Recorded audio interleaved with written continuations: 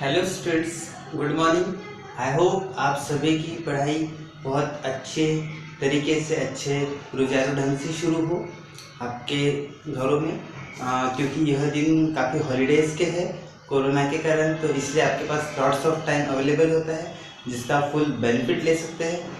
और बाकी के अनदर वर्क्स भी, कहीं आना है जाना है, इन चीज़ों से भी आपको काफ़ी छुटकारा मिल चुका है, इसलिए आप अभी ढेर सारी पढ़ाई कर सकते हैं।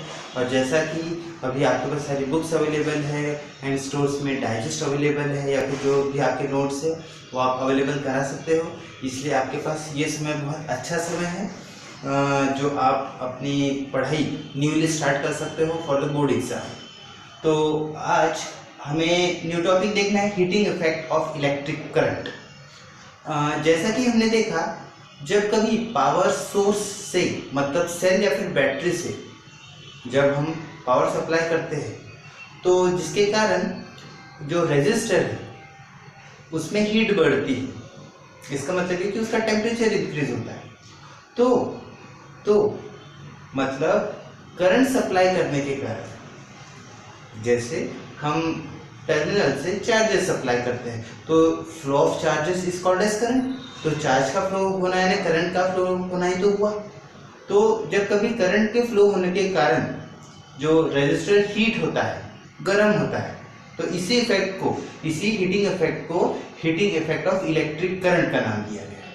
अब देखते हैं, यह जो कॉन्सेप्ट है heating effect of electric current, इसका यूज अलग अलग एप्लीकेशंस में होता है। जैसे आप देख सकते हो, जो वाटर बॉईल करने का जो वाटर बॉयलर होता है, यहाँ पर भी इस कॉन्सेप्ट का यूज किया जाता है। इसके अलावा इलेक्ट्रिक कुकर, जो हमारे इलेक्ट्रिकल कुकर होते हैं उनमें भी इसका यूज किया जाता है। इसके अलावा जो इलेक्ट्रिक बल्ब जो हम घरों में इस्तेमाल करते हैं, उनके अंदर जो टंगस्टन वायर होता है जो हम नाइट में स्टार्ट करते हैं, उसमें भी इन्हीं एप्लीकेशंस का यूज किया जाता है। कैसे, आप देख सकते हैं, इन सभी डिवाइसेस में, इन सभी इक्विपमेंट्स में हम अलग अलग टाइप्स के कॉइल्स यूज करते हैं, और ऐसे कॉइल्स जिनका हाई रेजिस्टेंस होता है। जैसे आप देख सकते हो, जो हम अभी हीटर कुकर की बात कर रहे थे, हीटर कुकर में एलॉय नाइक्रोम ये कंडक्टर यूज होता है जिसका हाई रेजिस्टिंग पॉइंट है। या फिर इसके अलावा जो हमारे बल्ब होते हैं, इलेक्ट्रिक बल्ब, जिसमें मोस्टली टंगस्टन वायर का यूज किया जाता है, जो कि लगभग मोर देन 3000 डिग्री सेल्सियस तक का टेम्परेचर वह बर्दाश्त कर सकते हैं, इतनी हीट प्रोड्यूस कर सकते हैं। So all these concepts are based on heating effect of electric current. मतलब इसका मतलब ये है, this concept is very much useful and it has the lots of application. जब कभी हम पावर की बात करते हैं, इलेक्ट्रिक पावर की बात करते हैं, तो जनरली हम यूज करते हैं watt, that is the watt is the unit which are use for the power. लेकिन प्रैक्टिकली अगर देखा जाए तो वॉट एक बहुत छोटा यूनिट है। जिस तरीके से हम ये कह सकते हैं 1 सेंटीमीटर एकदम छोटा सा यूनिट है, लेकिन अगर लार्ज डिस्टेंस, लार्ज लेंथ को अगर हमें मेजर करना है तो हमें बड़े यूनिट यूज करने पड़ते हैं। इन द सेम वे, हम यदि 1 वॉट कहें तो it is very small value. तो हम इसके अभी कुछ कन्वर्शन करने वाले हैं। जैसे 1000 वॉट, जब थोड़ा थोड़ा करके जो 1000 वॉट कलेक्ट हो जाएगा, इसे हम नाम देंगे 1 किलो वॉट। देखिए, के भी कैपिटल होना चाहिए और डब्ल्यू भी। आफ्टर दिस हम ये कहें, इन सम स्पेसिफिक केस, यदि हमने 1 किलो वॉट इतना पावर कंजम्पशन किया है 1 घंटे तक, that is up to 1 hour, तो ऐसे केस में 1 किलोवाट आवर कितना होगा वो देखिए। 1 किलोवाट आवर इक्वल्स टू, इसका फार्मूला है 1 किलोवाट इंटू 1 आवर। तो 1 किलोवाट कितना होता है 1000 वॉट, और 1 आवर में होते हैं 3600 सेकेंड।